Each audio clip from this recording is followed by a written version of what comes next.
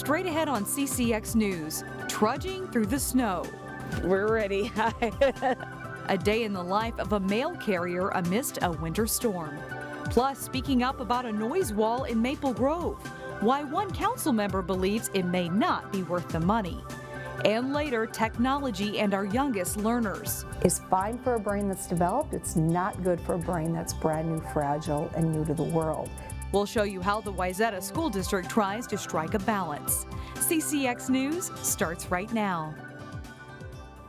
Hello everyone, and thanks for joining us. It's been a snowy February so far here in the northwest suburbs. On Tuesday, we received 3.5 inches of snow, and by the time the latest system wraps up Thursday, we could end up with 5 or 6 inches more. After the snow, the temperature is going to drop, and those sub-zero wind chills will return. It's going to get pretty doggone cold tomorrow and Saturday, and a little moderation on Sunday and Monday, and I think by midweek next week it may be below zero again, not significantly below the way it looks. According to weather watcher Steve Reckers, the record for February snowfall is 25.5 inches set back in 1962. He says this winter has been a weather roller coaster, from record highs to a polar vortex. Well, it was 47 in early January, a record for that date, and a 30 below just last Tuesday, which is only the second time in my record keeping going back to the mid 50s where I've had a 30 below or lower. The other time was 33 below on Groundhog Day in 1996. Reckers says there have been 24 inches of snow so far in the northwest suburbs this winter, 11 inches below the norm. It is Minnesota, and we know it snows, but after several days of extreme cold, ice, and now snow again, some people are getting tired of it, especially people who have to work out of it. And speaking of people who have to work in the cold and snow, we have our very own Sonia Goins live in the snow. How's it going, Sonia? Oh my God, Shannon, I drew the short stick today. It is really coming down out here. The winds are picking up, the snow is piling up, and take a look at this. Under all the snow is ice. Our wacky winter weather is making it challenging to get around in, especially for folks who have to be out in the elements. Neither snow nor ice. All right. Can stop carrier Jonna Lush from doing her job. She's worked with the U.S. Postal Service for almost 6 years and says the winter weather hasn't been kind this year. The ice at the beginning of the week was terrible, the worst I think I've ever seen it. So this is actually an improvement. She's prepared for whatever Mother Nature throws at her. Hiking boots, and these are like an overshoe that actually go over your boots. And then ice grippers. Trudging through all the snow in all the winter gear, 10 miles each day on her Robbinsdale route. And this is one of my not hilly blocks. Can sometimes be draining. Jonna has become an expert in the duck dance. Well, there's a lot of ice right underneath. Delivering mail can be downright dangerous. Pretty much all of us this week have fallen. She's grateful for customers who make her job easier by clearing a path in the snow. Probably a quarter of my customers do that for me, and it's really makes a big difference when you're having to go through 6 to 12 inches of snow if you have a little path in there. But for all the winter mess we've had so far this year, Jonna says there's no other place she'd rather be. I would rather walk in this than 90 degrees. So I could never be a mailman in Florida. That I would just, ugh. You can only take off so much or the post office gets mad. Now, she had a really good attitude about all this snow. The Plymouth Police Department is encouraging everybody to stay off the roads if you don't have to be out here. A good time to drink chocolate or make snow angels. Live at Brooklyn Park, Sonia Goins, CCX News. I love it, Sonia. We'll see you in a few minutes. Thanks. Members of the Maple Grove City Council are weighing in on noise reduction walls, especially those planned along Rice Lake. Noise walls have been a hot topic the past couple of weeks as MnDOT prepares for a reconstruction project along I-94. MnDOT has budgeted for a total of 4 20-foot-high walls in Maple Grove, including 2 along Rice Lake along the north side of I-94. Out of the more than 160 homeowners who are part of the Rice Lake Area Association, more than 80% favor a noise wall. But one city council member who lives along Rice Lake feels it's a waste of money. Why do we want to cover up one of our diamonds of Maple Grove is Rice Lake? You drive through other cities, you drive the freeway, there's nothing to see. but houses and land and maybe a few walls. Then you get to Maple Grove and you come to this beautiful rice lake. Residents impacted by the project should have received a letter in the mail from MnDOT. There's about a week left to give feedback. Meanwhile, the Maple Grove City Council approved a concept plan this week for storage units to go in near Bass Lake Road and I-494. This was a contentious issue between neighbors and developers. But what's unique about this project is council members said they had never seen a developer work so hard to appease the nearby neighborhood. The developer did cut the number of storage units down by 100 and tried to keep as many trees as possible. The council thanked the developer for being such a good neighbor before passing the measure to the next concept. In Plymouth, the city has started reviewing for a possible new senior living building.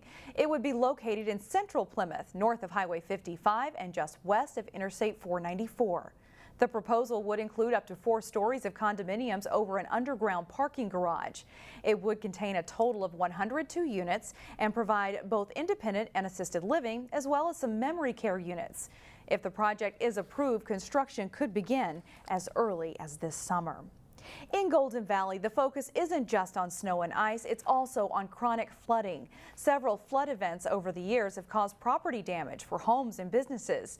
Golden Valley has joined New Hope and Crystal in putting together a long-term flood mitigation plan.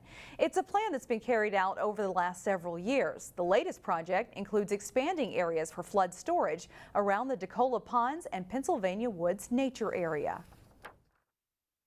We engaged in a lot of public and community engagement with that project. We had open houses and public meetings and landed on a concept that provides a nice balance between preserving the natural features and trees and things in the area, but still creating enough flood storage to lower flood levels to help homes and businesses. The goal is to start construction this fall. A Golden Valley woman is once again hitting the road to help bring comfort to others with her sweet potato comfort pies. This time, Rose McGee is teaming up with the Heilacher Minneapolis Jewish Day School to deliver desserts to those impacted by last fall's deadly Pittsburgh synagogue attack. Helps you to understand how important it is to be respectful of everyone's culture and everyone's practice, because I couldn't just come in here and start making pies. The pies had to be in a kosher kitchen. They also had to be kosher ingredients. The instruments had to be kosher. You couldn't bring in anything from the outside that was not approved. Students and volunteers rolled up their sleeves this week to make the traditional Southern dessert. Sugar, cinnamon, and a whole lot of love went into making 65 pies. The younger bakers not only got a cooking lesson, but they had a conversation about different cultures and what it means to console someone who is hurting. The children also wrote cards with messages of hope.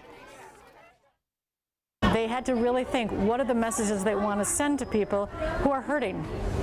And to do this even 4 months after the big, terrible event is to say that grief didn't finish when the news crews left in November. Grief continues and will continue. The pies will be part of a religious service on Friday. Some of the desserts will also be delivered to the families of the 11 victims who died in the Pittsburgh attack. Still ahead on CCX News, how the Wayzata School District manages technology for its youngest learners. That story's next in School Spotlight. Plus, local Nordic skiers punch their tickets to state at the Section 5 meet. That's coming up later in sports. But first, turning cold. Friday could feel like 25 below at times with that wind chill. Technology is a powerful educational tool, but when children under the age of 3 are exposed to smartphones and tablets, researchers have found that the screen time can negatively impact their development. In today's School Spotlight, Delane Cleveland shows us what an expert at Wayzata's Early Learning School is doing to help protect our littlest learners from handheld screens. Step inside a classroom at Wayzata's Early Learning School, and you'll find toddlers engaged in playtime. If you're happy and you know, clap your hands. They're interacting with each other and with their teachers. For much of human existence, Can you give me a thumbs up if you're good? this has been a relatively routine scenario. Caroline, do you want in the car? And Sarah Ridley, a speech-language pathologist, would like to keep it that way. Our focus in early childhood not only is to build a child, to get them ready for kindergarten, but also to continue to keep a family's well-being intact. Can everyone be an animal and go to sleep? One way to keep a family's well-being intact is to keep smartphones and tablets out of the hands of young children. It's fine for a brain that's developed. It's not good for a brain that's brand new, fragile, and new to the world. That's wired for human interaction, not technology interaction. Over the past year, Ridley has researched what can happen when children under the age of 3 are exposed to handheld screens.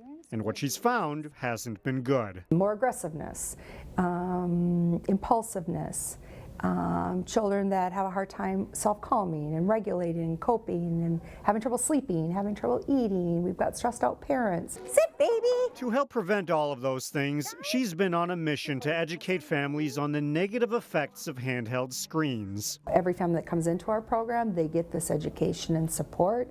I've done trainings here at the program, and we've kind of incorporated this into the curriculum and conversations that we're having with parents. Prance with the horses. To be clear, Ridley says technology still plays an important role in education, as long as adults use it alongside children. But what's happening in our home systems is that kids are given it to do in isolation. And that pattern of precedence continues. And that's where kids run into trouble. Lily's here today. The hope is that families will get back to some of the basics of human interaction. Talk, play, read, be with your child each and every day. In Plymouth, Delane Cleveland, CCX News. To find more of Ridley's research on the impact of handheld screens, we have information on our website, ccxnews.org. Still ahead, local students embrace one of the most cherished songs of the civil rights movement.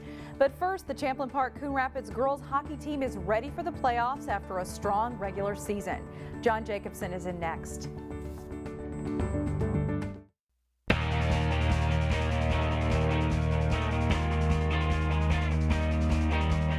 Wednesday was probably the best day this week weather-wise for high school skiers. The Section 5 Nordic meet included several local schools with teams and athletes skiing for spots in the state meet. Worth Park, the site for the Section 5 championships. Moritz Cooper Lennox, the winner in the boys' pursuit. A combined 2-race time, 28 minutes, 47 seconds. Maple Grove, C.J. Young is the runner-up. He qualifies for state as an individual for a second straight year. Champlin Park's Mark Scheller is 6th. The Rebels win the team boys championship. Congratulations to them. Nicholas Jome is Osseo's top skier. He takes 7th place, and he'll also go to state. On to the girls' highlights, and in the pursuit race, Blaine Sarah Olson takes gold. Top local finisher, Park Center's Elizabeth Matson, who takes 3rd place, is now as a 3-time state qualifier. Maple Grove's Christina Bolzer takes 5th place. The Crimson, the top local girls team, taking 4th overall. Well, more of our Nordic ski coverage Monday on our Sports Jam show here on CCX. The puck drops Saturday for the start of the section playoff competition for many of our local girls hockey teams. As Jay Wilcox reports, Champlin Park-Coon Rapids is hoping to make a playoff run. It's been a very solid regular season for the Champlin Park-Coon Rapids girls hockey team, and that has them excited for the postseason. Yeah, I think this season and all of our wins have definitely given us a lot of confidence going in to playoffs, and especially our win against Blaine recently has really given us that oomph to play. You know, we feel really good. You know, we've had this group now for 2 years now, so we've been CPCR for 2 seasons. And like I said, we're feeling really good right now. We had a good scrimmage with Cretin yesterday, and the kids are kind of buying into what we're doing, playoff mentality, playing tough defense. The Bluebirds are 14-7-4 and repeated as Northwest Suburban Conference West Division champion this season. They posted 9 shutouts in all, 7 of them by senior goalie of the year semifinalist Bailey Schuck. The ability to win close, low-scoring games sure will come in handy in the playoffs. I don't think anything anybody will throw at us would surprise us of what teams do, and just the way we're going to play. You know, we were just in a 2-1 game the other day. We were in a night it was 2-0 for quite a while with Blaine the other day, and so I think our kids just feel comfortable in those types of games. CPCR faces Rogers in the Section 5 AA quarterfinals Saturday, a team they beat 2-0 earlier this season and a squad they have playoff history with. I feel like they're a little bit like us. Like, we're kind of even matched, but we beat them 2-0 last time, so hopefully we can do that again. I think they're one of the tougher competitors in our playoffs for us, because last year they took us out of the playoffs, and we're just coming in with a little bit of revenge in our hearts. With 8 key seniors and plenty of young talent, this could be the year that Champlin Park-Coon Rapids contends for a section title. Jay Wilcox, CCX Sports. Champlin Park-Coon Rapids meets Rogers in the Section 5 AA quarterfinals Saturday at 7 p.m. at Roseville Arena. Where can you find crappies on the lake during ice fishing season? Terry Tuma has some answers in this week's CCX Sports Ice Fishing Tip. So often we feel that the crappie suspend, that they have to suspend. We've even had some questions about crappie suspending. Aren't there any crappies in the lake, but we can't find those crappies? Well, yes, they do suspend, and it really is dependent on the body of water and the food sources. So many times you're going to see schools suspending a few feet off the bottom, and many times those will be in sort of a vertical school. And then the other is a horizontal school, and those will be close to the bottom. Generally speaking, only generally, you'll only see a suspension either vertical or horizontally in one body of water, but also too many times we are looking for suspended fish. And do consider, especially with your electronics, with your Vexar and so forth, many times these crappies can be sort of belly to the bottom, and they can be scattered along the bottom area. So here again, we have to understand what these crappies are doing. Always remember, they're in search of food. They can travel up to 4 miles per day, and generally speaking, if you find crappies in one spot, the next day you go there, they might not be there whatsoever. So you're going to have to start to move under these kind of conditions. But you know, just consider horizontal, vertical, and then belly to the bottom fish. Thanks, Terry, and that is all for sports. Shannon, back to you. All right, thanks, John. Up next, local students lift every voice and sing their performance when we come back. February is African American History Month, and in observance of that, students at Fair School Crystal learned the song Lift Every Voice and Sing. It was originally written as a poem by James Weldon Johnson around the year 1900. It was later set to music and became one of the most cherished songs of the civil rights movement. We got to hear the 4th, 5th, and 7th graders sing the song this week in music class. And as we sign off today, we'll leave you with students from the Fair School Crystal.